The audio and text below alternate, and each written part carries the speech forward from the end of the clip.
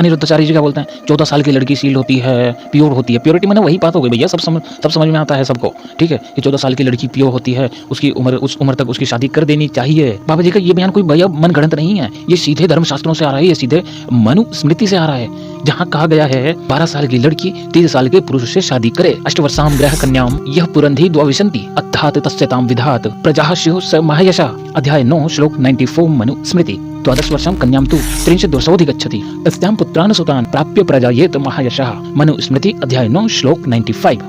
ये कोई नया विचार नहीं है, ये वही पुराना सिस्टम है जो चाइल्ड मैरिजेस को ग्लोरीफाई करता है। और ये बात सिर्फ हिंदू धर्म की नहीं है भैया, इस्लाम धर्म में इससे भी ज्यादा महिलाओं पर प्रतिबंधित लगाने की बातें की गई है, प्रतिबंध लगाने की बातें की गई है, दबाने की बातें की गई है। लड़की एक खेत समान है, उसको आगे से जोतो पीछे से जोतो। इस्लाम में इतनी शादी करने का दंड मिला गया है, तुम कितनी भी कर सकते हो। कुरान के अंदर लिखा है औरत को तो बच्चे पैदा करने वाली खेती बनाया है, आगे से जोतो या पीछे से जोतो कोई औकात ही नहीं है। बच्चों की भी कोई लिमिट है कि लिमिट कहाँ से होगी जब अल्लाह की देन बता दिया है। कंडोम लगाना भी गलत है, मतलब टोपी जहाँ पहनना नहीं चाहिए थी वहाँ पहना ही नहीं, और जहाँ नहीं पहना नहीं थी वहाँ पहना दी। अब समझ में आया कि मैं क्यों चाहता हूँ कि दुनिया से सभी प्रकार के धर्म पूरी तरह से समाप्त हो जाने चाहिए, पूरी तरह का जेंडर डिस्क्रिमिनेशन समाप्त हो जाना चाहिए, पूरी तरह की वर्ण व्यवस्था समाप्त हो जानी चाहिए, पूरी तरह के धार्मिक कृत्य समाप्त हो जाने चाहिए। भैया साइंटिफिक थॉट्स पे ध्यान दो, नई नई खोज पे ध्यान दो, रिसर्च करो, बुक्स पढ़ो, किताबें पढ़ो।